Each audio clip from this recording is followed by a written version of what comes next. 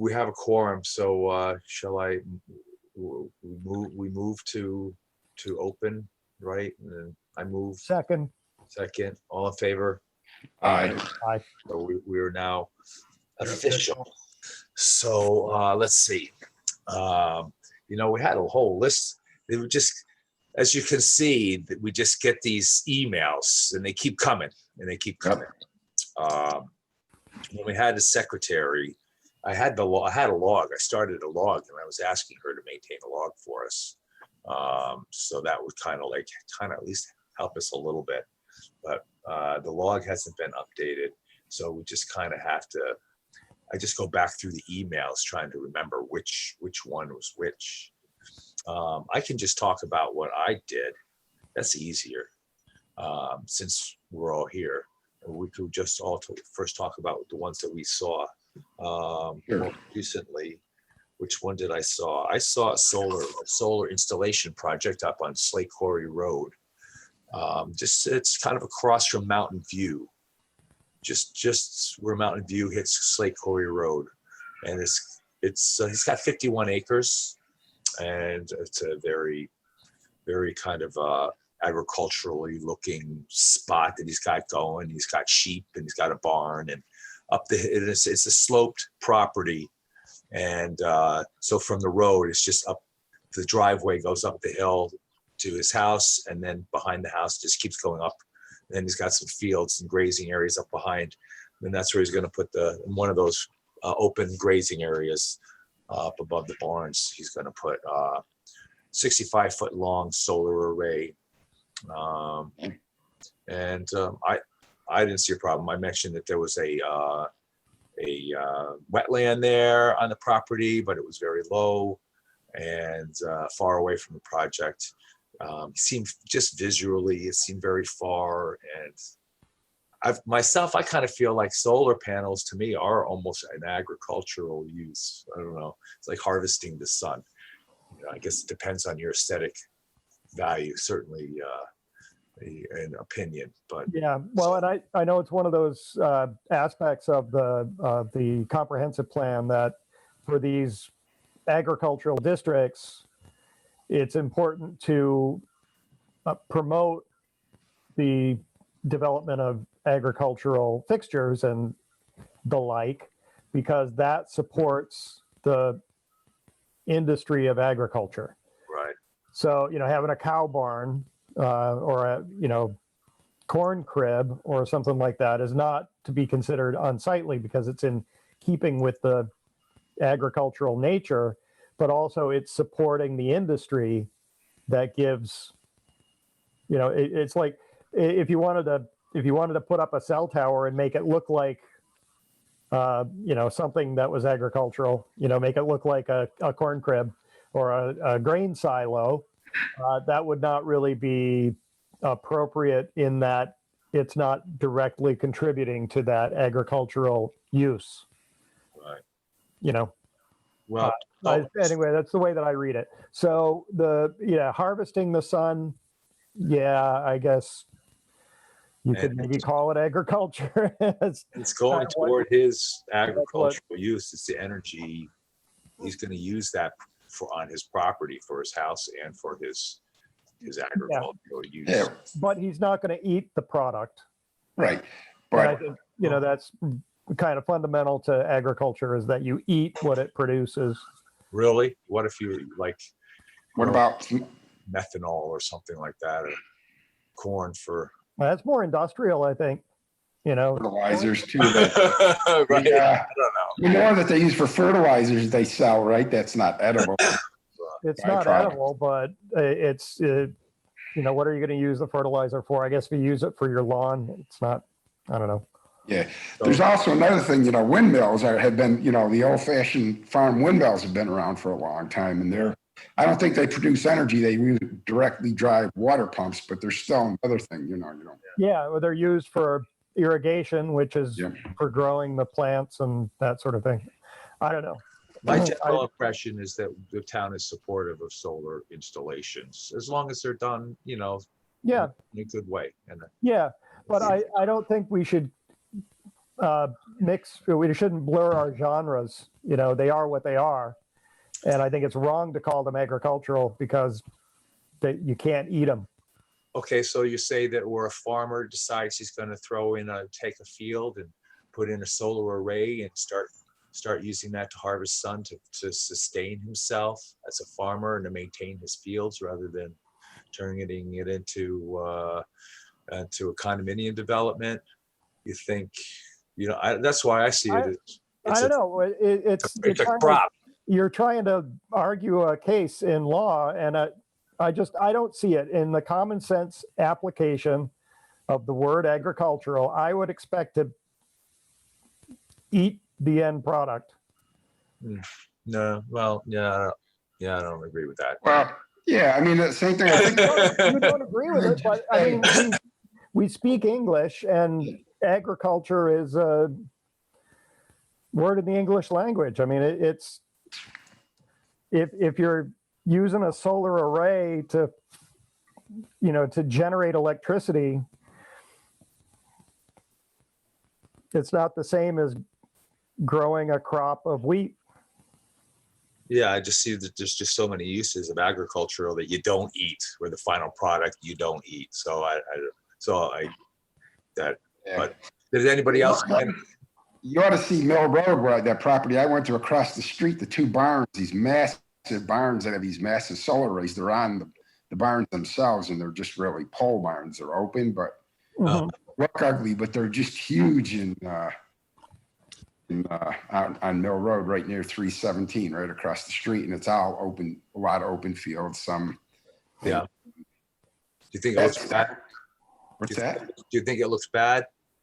Not real. I don't know. I'm very pro solar because so I think they're going to use it to run their thing. So I'm kind of in favor of it myself, and yeah, just like they use windmills, right? Those old-fashioned windmills that were all over the old farms to pump water. I mean, it's not producing electricity and then getting the water through an electric pump. It's just direct drive in the pumps. So, right. I don't know. I'm also very much in favor of it. I think it's an element of our future. Yeah. And it's important, but I don't really support clear cutting a hillside to make room for it because there's also value in the trees. Right. I haven't seen an application that has proposed that yet, and I've seen a lot of solar applications, and not one of them yet has done anything like that. They've all been pretty thoughtful. Yeah, well, there was one that Joe and I looked at, and I went and I looked at the aerials, and the space of the guy's property that he was going to be putting the solar panels on had trees on it in 2016. Now, it didn't look like he had just recently clear cut, to prepare for that, but it might have been part of a long-term plan. I don't know. Well, but it wasn't part of his filing because he had filed for it to be put in the open space that was on his property. But I don't think he needed to seek a permit to clear that part of his property. Okay. For his own use. So, and that was done a while ago, you're saying? Between 2016 and the present. No. Yeah, I don't know how to I just take it for what I see. I don't really look. I mean, you see something's been done, but if they did something illegally in the past or illegally or not, I don't know how to be a judge of that, or whether it's something to either. I mean, are we to enforce something of that nature?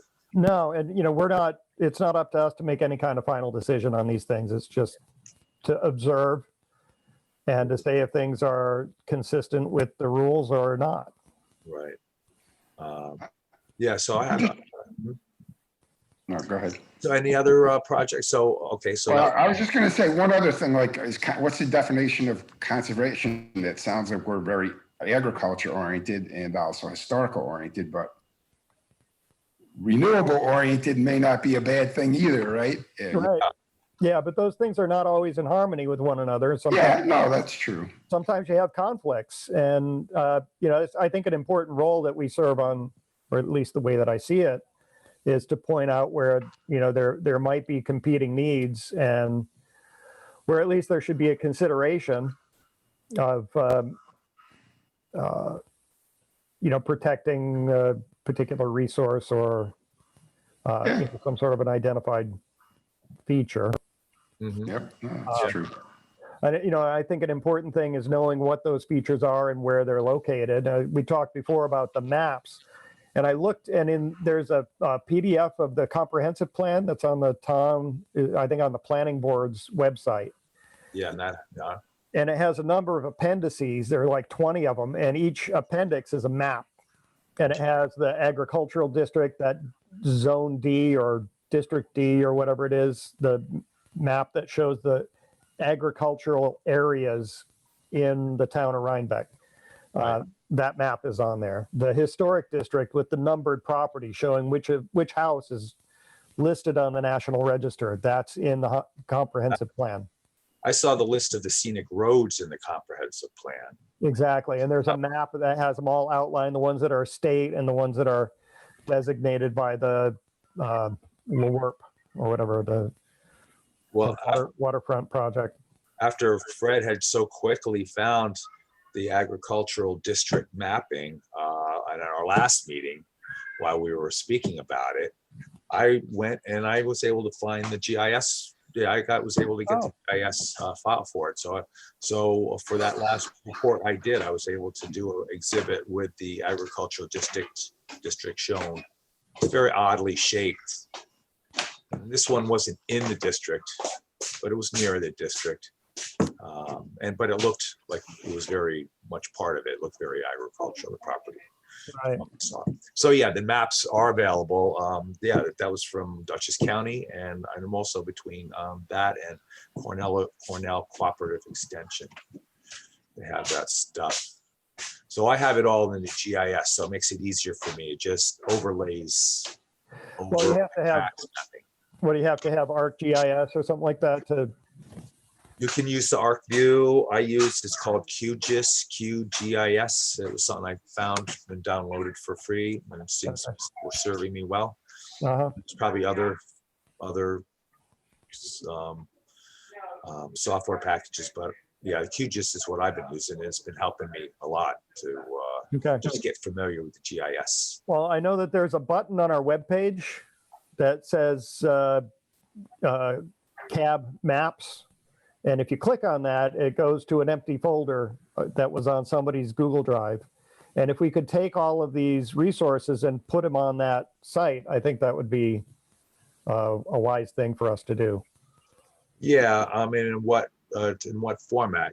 I mean, we could just link the comprehensive plan, and they have a lot of those maps right there. Right. But I don't know if we're going to set up the whole GIS kind of system on that. But yeah, I would think it won't be. There's a button on our page that says CAB Maps. Yeah. And when you click the button, there are no maps. Right, there should be maps or no button. Right. It's what's it, John? I forget his last name. He's our town clerk, one of our town clerks. He's the one who's in charge of maintaining the web pages for us. And if one of us has something that we think needs to be done, go to John and tell him to straighten it out and ask him to straighten it out. Yeah, right. I think it's Gaudier. What's it? Is it John Gaudier? He's a town clerk. Yeah. The town clerk, John. Fred knew his name. I forget his name. I could look. I think it's Gautier, or he's one of them. He works there and refers to himself as a town clerk. Right. There's two town clerks, a guy and a woman. Yeah. The guy. And he's the one who's, and it would probably be advantageous for us to somehow get it more shaped for us and updated. It probably hasn't been updated in forever. And I know the planning board links are all wrong as well. A lot of their links are wrong as well. Yeah, well, George and I went on a couple of site visits on Wednesday, and had a chance to talk to Mike Trimble about, and they have similar issues as far as planning board meetings and that sort of thing, being able to access them on YouTube or on Panda. And he says it takes a very long time for the links to get posted. Oh, and what if we wanted to see the meetings, you mean? If you want to see the meetings, well, I don't know if we want to continue with what you were doing, go through That previous, the site visits, yeah. finish I with that list, Yeah, because I'll have more to say about what George and I discussed with Mike. okay. Yeah. Yeah, tell us about your site visits. I think I just had one. Maybe I had another that I'm forgetting. Okay, we That had would count. 2, and I wanted to do them with George because they were in the historic district overlay in Rhinecliff. One was at 70 Kelly Street. It's a screened porch addition. And the other one was 35 Russell Avenue, which is the corner of Russell and Kelly, right at the edge of Rhinecliff on your way like toward Wilderstein. And that was adding a window to the guy's kitchen. Uh-huh. And it's a, it was a small window. It's very much in keeping with the existing character of the building. The guy's he's a preservation architect, so he's Okay. very conscious of the issues, and he wasn't doing anything that was not sensitive and that was dissonant. Nothing that was. Were they vinyl clad? No, it was a wood frame Nice. window.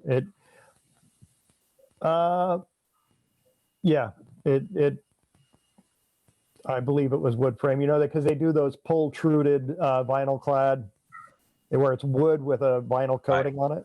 Yeah. Yeah. Might have been one of those. Okay. I didn't look that closely at it. Okay. All right. So that one, so you guys didn't have any objection and it was a favorable Yeah, it was. act. Yep, no impact. And I'm working on the report. George had sent a report out weeks ago, and for a couple of the site visits that Joe and I went on, I just went in, opened it as a Google Doc, and changed the name and saved it under another name, to produce the report. So I kind of use that as a template. I'm using that same template for these 2 reports, changing the address, changing the map number on it and everything, and filling in the blanks. So when that's done, I'm going to share that Google Doc with all of y'all. Mhm. So everybody can take a look at it. And this was one of the things that Mike Trimble had said, is that, when we do these reports, it should really be the board making the assessment, so that we're speaking in one voice and not just the opinion of one person. Yep. Yeah. Okay. Well, what you're saying as far as with the Google Docs, I think that's what I thought that's what we've been doing. Well, right now we've just been emailing it out to the group. To the Yeah, board. and the email comes out as a PDF, and that's fine because you can look at it and you can read it. But if we have it on as a Google Doc, then if somebody wants to go in and change something or add something, you can collaborate a little better. That way you don't have to download it, revise it, save it under another name, Right. and then, after everybody's had a bite at the apple, then you can save it as a PDF and mail it out to the. Yeah, I think that's what I did. I think mine, the 2 I wrote were Google Docs, and then I saved them on my local machine as a PDF and mailed them out, but I didn't put the PDF in Google Docs. I just left that Right. format. So Right. this is the appropriate way so other people can edit it, like you said. And I have mine in I have a Word doc. That's what I use. I have my Word doc and I just keep taking the last one. Like you said, I just take the last one and I just change it. Same with the emails. I just take the last one and I just change it and update it. So that's kind of what I've been doing. Right. Format. What's it in the LWRP, yours? And were either of yours in the LWRP? yes, my last one was, Yeah. Yeah, and both of these were, because they're in Rhinecliff. Okay. So, and you guys mentioned that in the report. Yeah. Yeah. Because I just want to make sure that doesn't get forgotten. That's kind of one of the primary reasons it's sent to us, some of them. Right. Because they're in the LWRP and we're supposed to kind of indicate whether there's an impact or not. They want kind of that. So there was the window, and what other one was the window, and in addition, the porch, you said, in the closed-in porch? Yeah, and it's a small house, 70 Kelly Street. It's right as you're headed out before you make the curve there, coming out of Rhine Cliff, headed south. It's one of the small houses very close to the road. It's got a steep embankment behind it that goes up to, is that Orchard Street or? I'm not sure what, anyway, it's right there at the edge of the road. The corner of the house has a wooden deck on it, and he's going to be replacing that deck with a screened-in porch. So he's expanding by a couple of feet the footprint of the deck, and then it's going to be screened in and have a roof on it. My daughter started playing the drums. Let me mute myself while you're Okay. But it's his plans for it are not tremendously out of scale with the house itself, and it's again in kind of in keeping with the character of the neighborhood, and not really being dissonant with the surrounding environment. That's good. So it would have a limited but not deleterious impact. good. So, and you guys got your reports in? You get your reports, you got those reports in yet? Or are you still working on them? I haven't done the report yet. Sorry. So what I'll do is I'll draft that report up and I'll send it to you guys, or, if we had some sort of a folder that we could all have access to, I could put it in there along with the filings, because the guy's plans are in there and the application form and all of that stuff. There's like 7 different documents that went with that guy's application. And if you're reading the report and something isn't really clear, you could look at the application, you could look at the plans and understand it a little better. Okay, I'm not quite sure I get it, but that's what we do, right? I mean, it's all on the Google Drive, and we usually look. I mean, she forwards us the link to all those documents, and then we send it to her, and then we've been emailing it then to her, and then they add it to the file. Right. So you're saying that we should be doing something?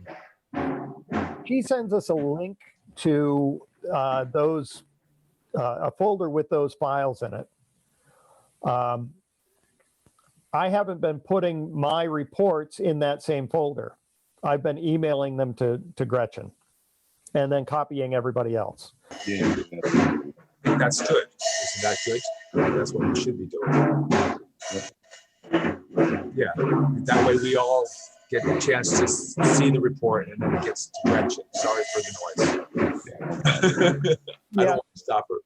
But it does make it hard to kind of go back and see what was happening a few weeks ago, because you have to go back and you have to find that link in that message, that email message, to find that folder to look at that guy's application or his set of plans.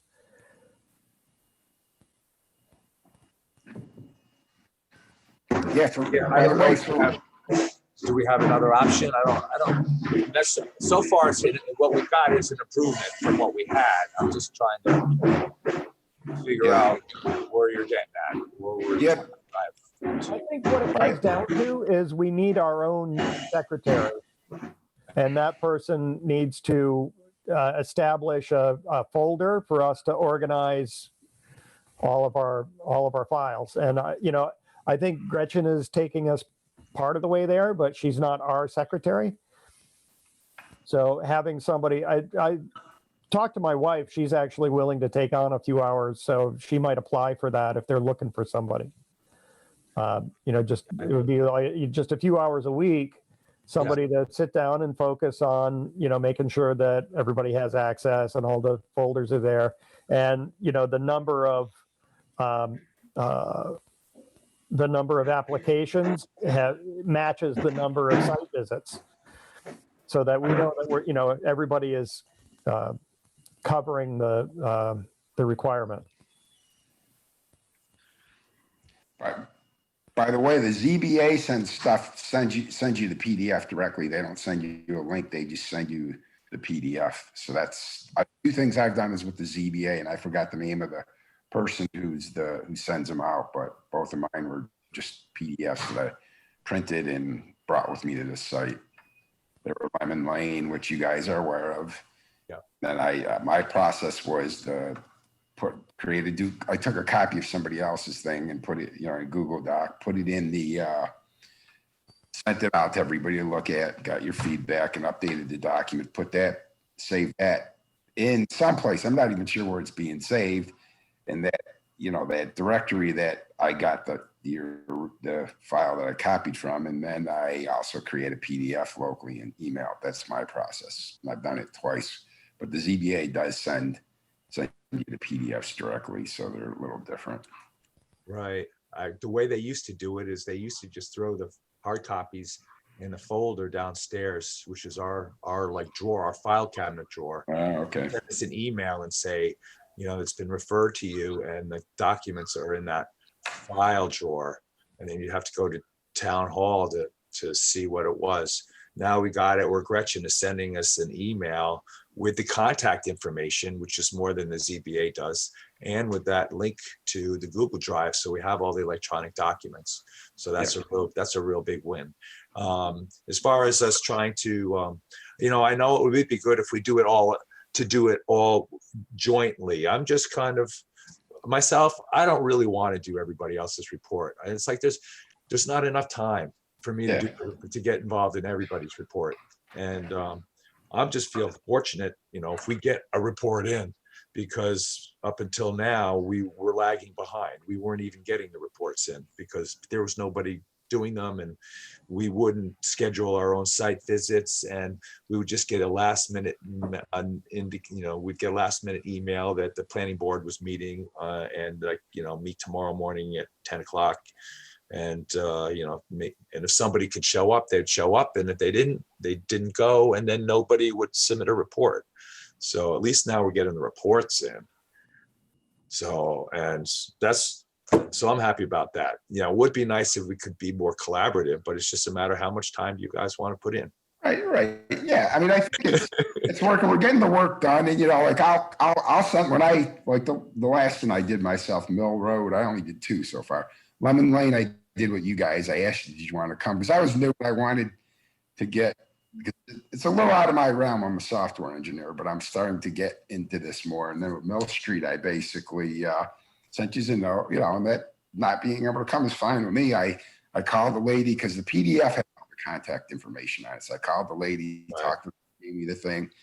And then I set an appointment with her, and she says, I can't meet you outside. I'm inside. If you have a problem, just come and get me. But because she was Zoom meeting all day, she was working remotely. So I went to her house and checked it out. And then I called her after, said I was there. And if you want me, if you have any questions or concerns, just give me a call back. And then I used created the Google Doc, and then you guys reviewed, gave me a couple of good comments. I updated the Google Doc, created a PDF, and sent it. So, well, that's the same one, that Lemon Lane, Suzanne, what's her name? That lady with the pool house. That was a different one. But Lemon Lane, you guys were there, so I don't even have to talk about it. The Mill Road one was they wanted to build an accessory building, and it was for the most part shielded from Mill Road. There's a 20-foot opening, but it was also down about 12 feet from the road. And she kept insisting she was right across the street from that massive barn with all those solar panels. So she kept saying, well, that's the reason I should be able to do this. And I said, that's the only place she wanted, is the only place on the property that could go. So I noted that in the thing. And, wrote whatever else I wrote.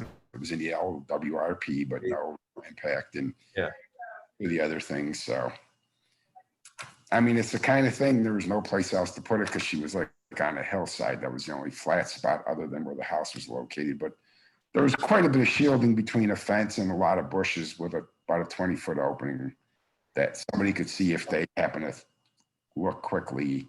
Well, they'll be able to see because she had it all staked out too. You know, the builder was waiting for ZBA to approve it, I guess, or whatever. So. Well, and that one was a variance, right? It was a Both of them are both of them, Lemon Lane and that one were variances, yeah.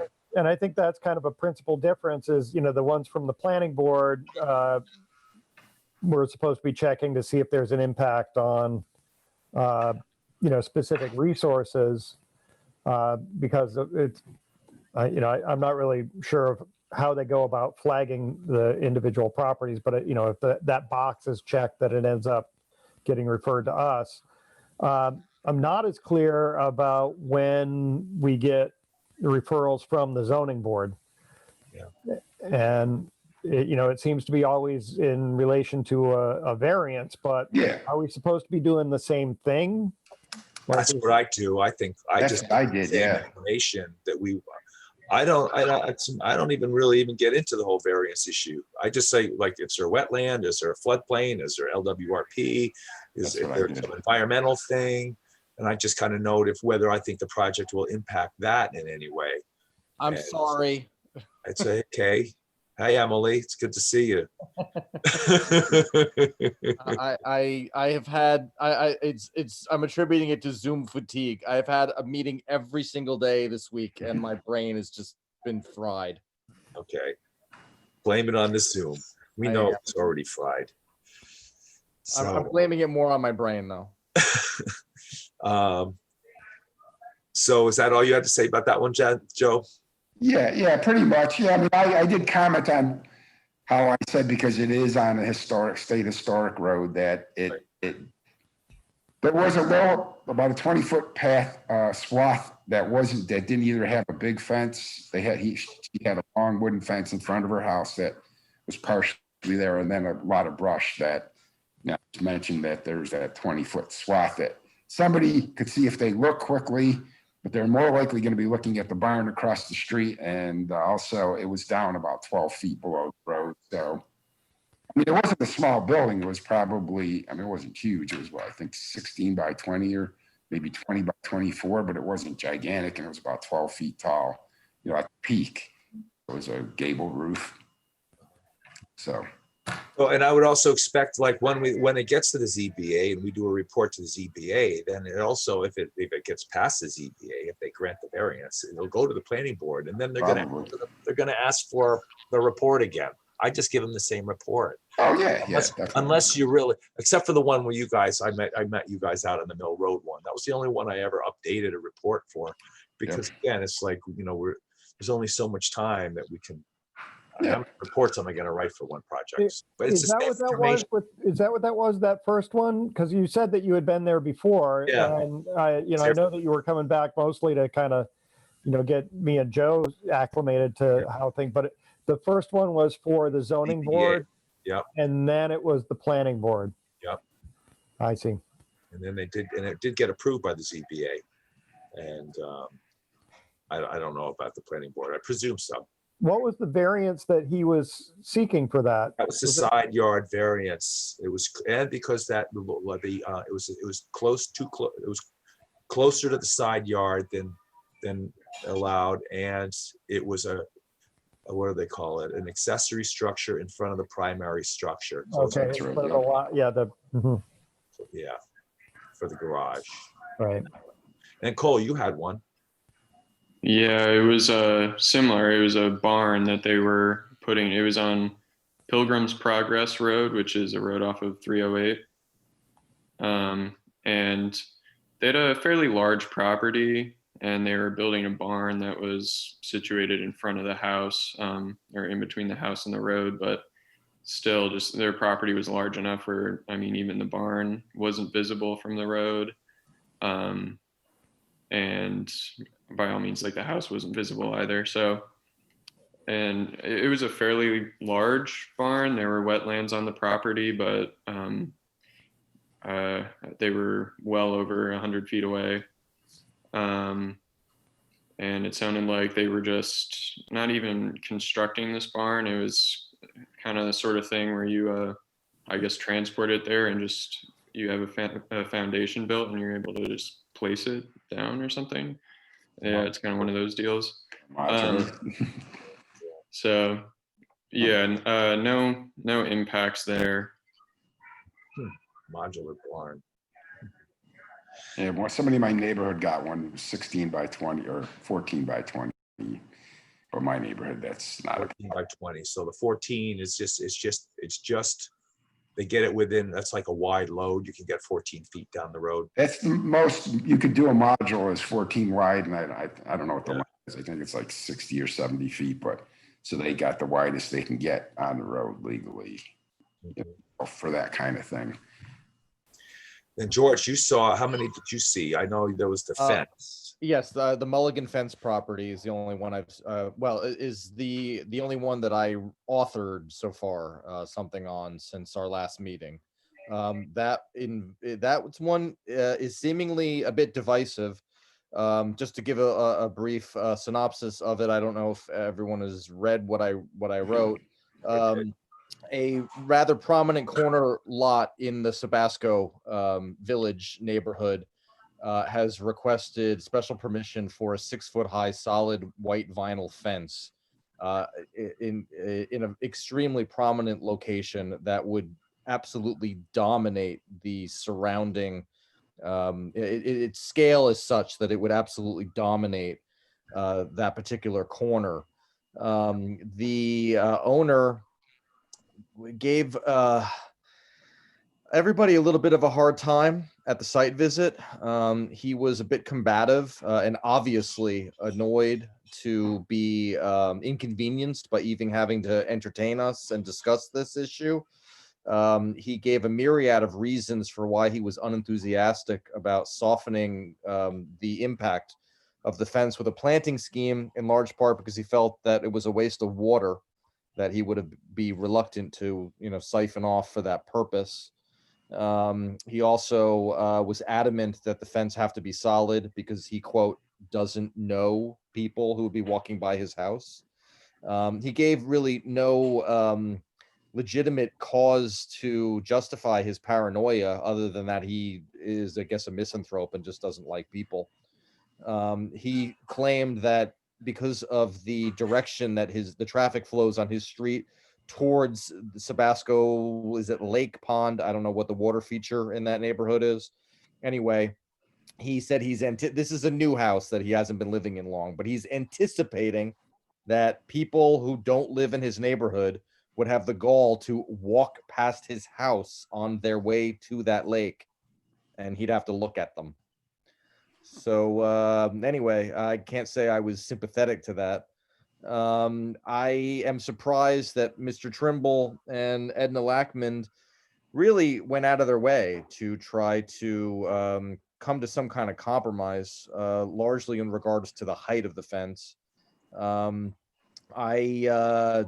think as it stands right now, Edna's compromise solution is to suggest a 5-foot fence, but only one that is slatted and not solid, which I suspect he will reject. But Edna emailed me as recently as today to ask that I be a participant in the planning board meeting on Monday in regards to this project. Because I believe she's sympathetic to how unsympathetic I was to his request. Okay. So I guess I'll be there on Monday and I will weigh in on that. Interesting to see how that plays out. I thought, well, I just the tone of your report I thought was pretty harsh. I will concede that maybe I was. Yeah, I thought so too. I think that, I think that, people go through the process and they should. In my defense, I'm not saying that it wasn't a little harsh. I think I was taken aback by how ungentlemanly Mr. Mulligan was at the site visit. And I think that that's what got my, sort of temper flaring a little. And I authored it immediately upon getting home from that site visit. That's too bad. Um, Yeah, certainly we shouldn't be getting personal, and people. So hopefully it's people shouldn't get any sour taste from having to go through the process. Yeah, Yeah. but it's these are rules and they're clearly articulated. And what this guy is doing in filing for a variance is he's asking to suspend the rules for his benefit. Right. Asking us or the planning committee to allow him to break the rules, Well, not really supplying a sufficient or compelling reason for why that rule must not apply to him. And it starts to establish a cascading effect, because you let him do it. Now his neighbor turns around and he's like, well, I want a 6-foot high fence too. You let him do it. Why won't you let him do it?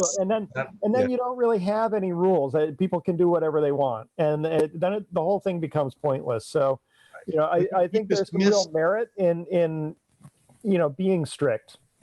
I don't have a problem with strict. It's just I think we can be strict in a friendly way. Well, he dismissed the concerns of his neighbor by just saying, well, they're renters, so why should their opinion count? Which I didn't think. I think that's a very valid argument. You do? Yeah.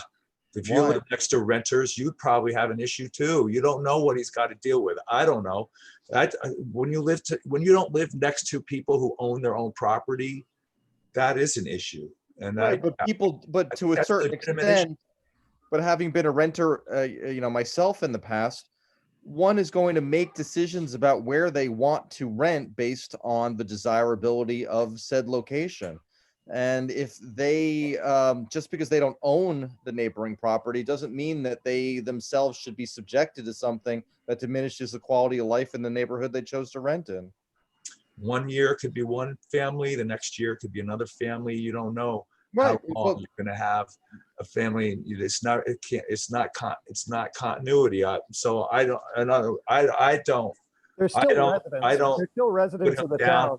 for that argument that he's next to people who don't own their own property.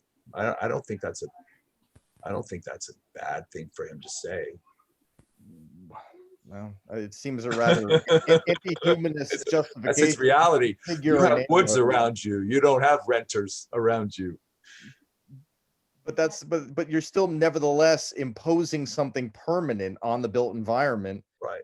And No. I have no issue with just whether. In fact, I don't even think it's for us to say whether something should be approved or not. I just like to give the facts. Will it affect?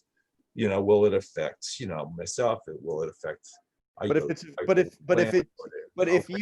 there a law? Is there a zone? Is there an ordinance or something?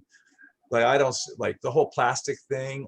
I don't know I don't see where it's established that the plastic is something that we don't allow in Rhinebeck.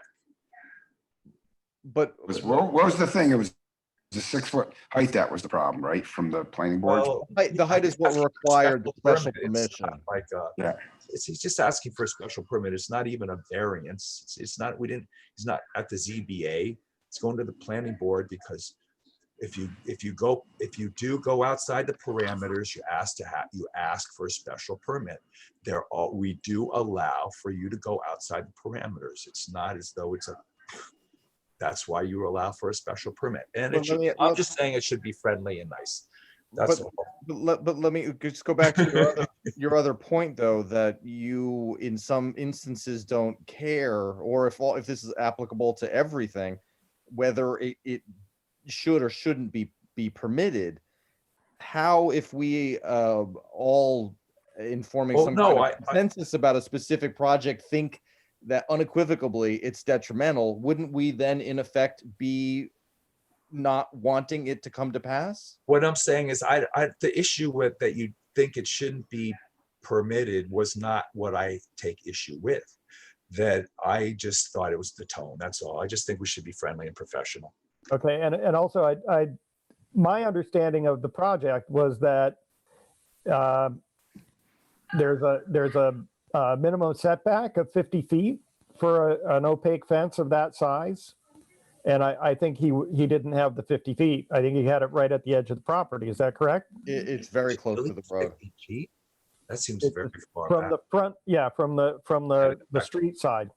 So that was another If you're thing. going to have a 6-foot fence, it's got to be 50 feet back from the road.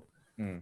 So that people aren't putting a big fence like right along the roadway like you see in Hyde Park. Right. And that's the way that I read it. I don't know if that was.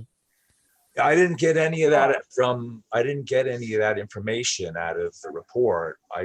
As far as how it might have offended our zoning or how it might not have complied. It was just more of it sounded more of a personal opinion thing. That's all. Just found more. I myself, I like to see how we can kind of contrast our opinions with the code. Between a personal opinion and fence not being where it's supposed to be. If it's supposed to be set 50 feet back from the street, that's not an opinion. You bring Well, a that- measuring I tape didn't get that to out of the resolve report. that. No, I'm saying I didn't get that information from the Right, well, maybe report. that needs to be in there. If I'm correct, and I don't know that I am, I might be talking about my. But everybody writes their own report, and I don't like to. I'm just happy everybody's doing reports. That's all. I just think, at the end of the day, when people go through the process, we should all still feel happy and good. And whether it's yay or nay, whether you say you support it or not, the tone should still be the same. It should still fairly be neutral tone. Yeah. Yeah. Well, we're really just supposed to report the facts, like, okay, it's in this, it's doing this, and it doesn't impact it. We're not really supposed to say whether we like it or not, because it's not. Well, you know what? We can say whatever you want, I'm not trying to mute anybody, because we don't have, we make our own rules. They Well, don't yeah. tell us I what think, I think it's We're an advisory board. Right. It's not up to us to approve or reject anybody's proposal, but we can advise that it's not in compliance. Right. Or whether we think it'll have an impact or not. And I like to keep it more like, that's how I try to keep it, whether it'll have an impact. You think it would have an aesthetic impact, and then why? I try to kind of keep it kind of the facts. But I will see if it gets approved. It'll be interesting to see when you go to the planning board. I think that the planning board generally tries to work with applicants. I think they, if they have issues, they'll try to compromise and try to work it. I don't think they're out to just say no to people. I think they do try to find some sort of common ground, something that's acceptable.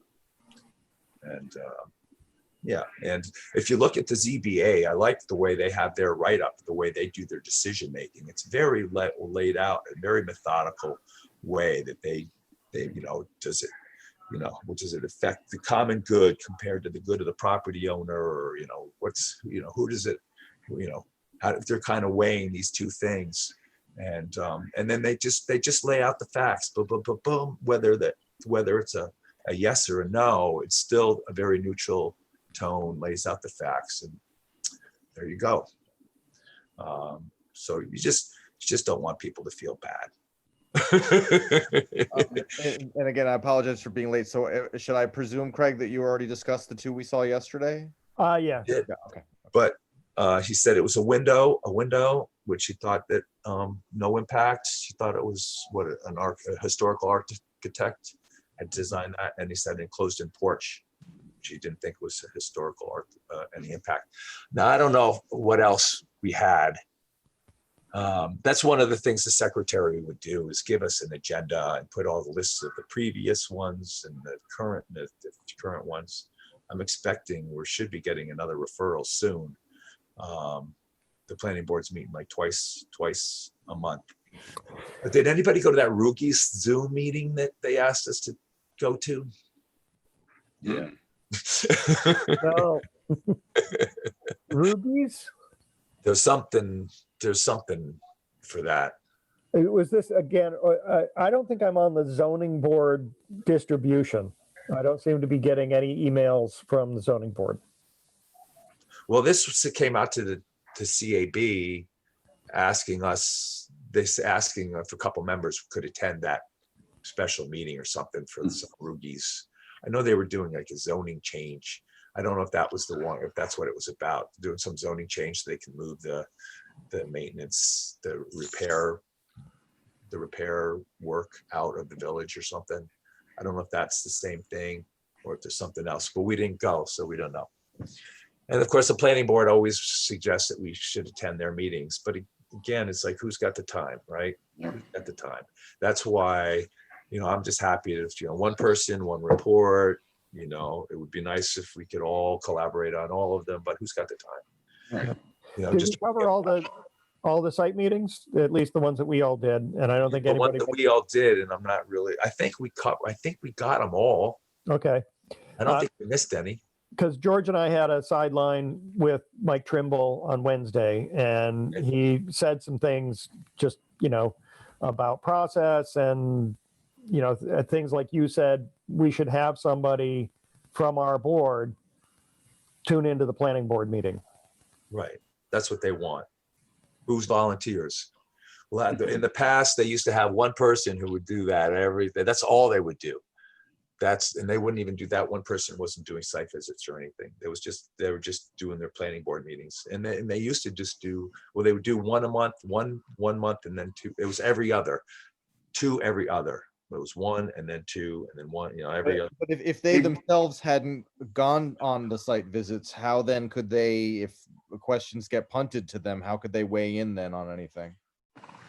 They were probably missing a lot of site visits. I think they might have gotten some. I'm not saying they didn't get any of them, but I think they were probably missing. And then they would just kind of just talk about it during their meetings, and they just kind of look at the plans and just kind of talk about it. But I think they were missing.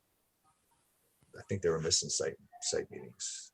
And another thing that Mike had mentioned, he said that we should be collaborating on these reports and discussing them in our meetings. And I said, we get the application, and there's like 2 or 3 weeks before the public hearing. Yeah. So there's not a meeting in between there always, and it doesn't seem to work on a practical level. But that's when he brought up the fact that, we should be doing a little bit more collaboration so that we're speaking as a board and not as individuals. Because there's a certain amount of risk involved in that. And especially as you were saying, where it comes off as if it's somebody's opinion, that's something that, one of the parties could object to. Yeah. Well, I think each of us, when we write a report, we've gone together in groups, but I think we're probably heading the direction of one per thing. But at least I have, and I think you have, Craig, and others. Mm-hmm. Send the report to everybody and get their opinion. I hope I got it to everybody. I admit I'm bad with that. Yeah, I'm bad with that because by the time I just want to get my report out and get it done and then just be done. I don't want to spend a lot of time on each report. Yeah. I'm going to try to turn to Craig. Go to the thing. That's the biggest time consumer. Write the report. I'll send it out that night to everybody, and I'll if you guys, hey, give me opinions, or changes, I'll make them and I'll send it right away. It's one extra step, no doubt. Yeah. I hear more about opinions from people who have actually done a site visit. If somebody did a site visit with me, I kind of solicit opinion more, but yeah, they didn't see the site visit. Yeah, no, that's true. I just kind of write the report and just want to kind of get it in. Yeah. Myself. We can be selective about it as well. We don't necessarily need to collaborate on every project. I think it's there's definitely certain projects that warrant more discussion than others. I'd say a good number of them are simple, just down the line, no impact, and there's probably not much to say about that. But on other projects that might be more divisive, like I don't know, for example, maybe the fence project or something, maybe certain ones like that, we may want to put forth, email out to everybody ask for opinions and suggestions. I know with that villa, what was it, the Rhinebeck, what was that called? That the hotel thing that they were gonna put up, we all showed up for that. Yes, and got in trouble for doing so. Well, we all showed up at your house and nobody said anything. And you know what? I still don't think that we have to get in trouble for that, right? I keep looking at, I thought that those board open meeting rules don't apply to us. No, they do. They do. I looked up the New York State open meetings law, and if we are a body that requires a quorum for action, and we're doing public business, then it has to be a public meeting. If we meet for the purpose of doing more than just observing or obtaining information. So like if a site visit, if we all went on a site visit, then nobody should really have any objection to that, because we're just trying to gather information. So those types of things don't have to be public meetings. There's also executive sessions, but there's different rules for that. And also, because we're not the type of a body that has the power to render a final decision, we shouldn't be subject to open meetings law, but we actually are. At conservation advisory boards in particular are mentioned in like in legal cases. Could they actually, if somebody wanted to watch this meeting today, could they do it? Some outsider that's outside the board? Yeah, absolutely. I think so. It's a public meeting. And it gets recorded, right? And well, it was, what, we used to have agenda, and then we'd have minutes, and the minutes would just keep would get posted. They'd post the minutes. How this is getting posted, I'm not sure if it is at all, but it's being saved now that we're doing the Zoom. Yeah, no, we record it and it's being live streamed as we speak. So we're treating it like a public meeting. Oh, okay. It would be good if there were minutes. It would be good if you're documenting your activities very clearly, just in case of lawsuits. Yeah, I'm not worried That about might challenge your findings or something like that. right. I mean, the real rub comes if somebody objects to not having been invited. You went and you did this without me, and you didn't tell me that you were going to do it, and I'm harmed because of that omission. Right. Well, like you'll never be able to meet with more than 2 planning board or town board members at a time, because they can't have more than too many members together at one time unless it's an official meeting and it's publicized, it's made public. And I know that's the same for the planning board. When you look at that, the guidelines for us, it's a little confusing, but I guess we are subject to it. So we shouldn't do what we did then. What you're saying, Craig? If we were, well, first of all, the quorum is 4. no, because we're a body of 9, so we'd Okay, have to have what's a 5 quorum? people. But there were 5 of us there at one point. So you're saying 5 is a quorum? 5 is the quorum Can because you bring it over?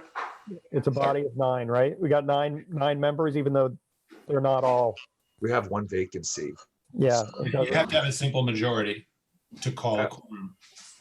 So you say we need So if you're a 5? 9-member board, then you have to have what's 4 people wouldn't be a majority. 5 would immediately. If you reduce the size of the board, then Right. you can reduce the size of the quorum. But Okay. it goes by the number of positions, Yeah. not vacancies don't impact that.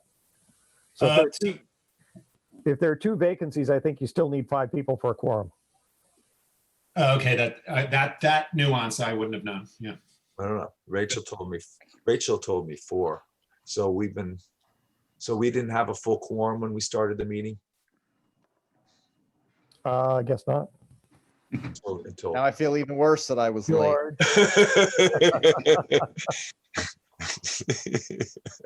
I'm sure you got a cocktail in your hand. Yeah, right at the beginning, I swear. So is that the way it is? It's a majority, it's got to be a majority. So Of the slots, according to Greg. And he sounds like he's looked into it in detail. who said what? I did, yeah. I looked it up on the New York State Public Meetings website. Yeah, the So you're open saying if it meeting was a law, I don't 7-member, think it's if it was a advanced. 7-member board, you need 4. But if it's a 9, we need 5. Yeah. And that's I wonder if that's we're- why it was. you know, by statute, we're a 9, like the rules of the town are that, you know, we have a 9-member board. And even if we don't have 9 members appointed to the board, we're still a body of 9. Well, you know, at one time we were down to maybe 3, 4 members. So are you saying Yeah. we would never have had a quorum? You could never have I a don't think quorum. that's right. I don't think that can be right. I mean, I think they just, it's like we're paralyzed if we don't have at least 5 members. Well, that's why it's speaking as a member of Star Library's board. That's why the director is adamant that the nominating committee find people to fill the vacancies by January 1st, or we are not operating legally. Or else you have to change your bylaws. Correct. Whatever that So- process is to say that this board has a smaller number of people now. I don't know if you can do that temporarily for like Nancy Richard, but she's holding a slot that makes it difficult for you to operate. Yeah, I don't know, but I suspect, Mark, that you do have to have those things consistently in place in order to technically be functioning as we are legally supposed to. You could send an email to Warren Raplansky and ask him. He's the town's attorney, and he would have an opinion about that, and he protects the town. So About whether we have 5 as a quorum, you mean, or what is it? yeah, or whether there's a way for you to temporarily change the slots by a letter or something like that that says, okay, one person, we're temporarily for 6 months reducing the total number of members of a board Yeah. to something that you know you can accomplish a quorum every month. Yeah, what I would do is, Like that. Or he may Well, say, you can do that, but you have to type up, print, and file a letter. right. And so I would check with Ed Roberts first, because we pretty much been operating for the last over 6 months then falsely, because we were told that 4 was a quorum. If you let Ed Roberts know, he'll bring it to the town board, and the town board will. Ed Roberts is our Help make a decision. liaison. He's your liaison. Okay. Yeah, so Yeah, so talk to I would I'll talk. ask him what the deal is. Is 5 a quorum? Is 4 a quorum? What's going on here? Why haven't we been functioning thinking 4 is a quorum when we have a body of 9 and it should be 5? So I could just throw that out to him and see. I think maybe because our product is not anything, final. We don't make any official pronouncements. Nobody could go back and take issue. Oh, you didn't have a quorum when you did that, because our role is advisory. I don't think it applies as strictly, or I don't know. I don't think there's the consequence to it. Not that it doesn't apply. It's just that it's not of any real consequence, because our product is not anything that relates to enforcement. It Well, I'll might check. be good, though, to know exactly who is and isn't then currently in the capacity as a member. I've noted that Amy Person is still in all of our email threads, but she's never even officially been brought on board, right? She's officially a member. Yes, she is. Yes. Yes, she was voted in by the town board like over the summer. I don't even know what she looks like. Yeah, Has she ever? I think I see a picture in her email when her email address. But is there, like there would be on the library board, a certain number of meetings in a row that you miss that immediately ejects you? You know what? I talked to Ed Roberts because when we were down to no members, and Right. I'm like, how are we going to function? And we were functioning somehow. We didn't say we didn't have a quorum. That's why I want to check with him. But I was saying, like, we have inactive members, and he's like, well, that's not right, because I'm like, we should, And at the time, I'm like, well, I don't want to get rid of my veteran members. We only had 2 left, Rachel and Nancy. But what about this Amy Wu? Was like, why is she on? And but he was just, then he kind of took issue. What about, Nancy Richard? And I'm like, okay. So after the following meeting, when Nancy didn't show up, Amy didn't show up, and I think even Rachel didn't even show up. I sent an email to Ed. I was like, okay, these 3 people are now inactive. We should ask them to resign. And he's brought it up with the board, and the board did not want to ask them to resign. Rachel did resign. Right. Anyway. I actually have to go right now. Okay. Before you go, I just want to acknowledge Cole was acknowledged by the Board of Education for what do they tell? What is it? Your certificate of The National Merit. Merit National Merit Scholarship, right? Oh, Top one. congratulations. He made top 1% in SATs. Good job. Oh, nice. Right. So does that mean we're not? Does that mean we're not a quorum anymore? I guess not. Yes, yeah, sorry about that. Actually, that's the meeting. Let's say, okay, in favor of ending the meeting. Second. Motion. Aye. Yeah. All right. Okay, it's over. Okay. Good night. All right. Good night, Cole. Thank So you. let's just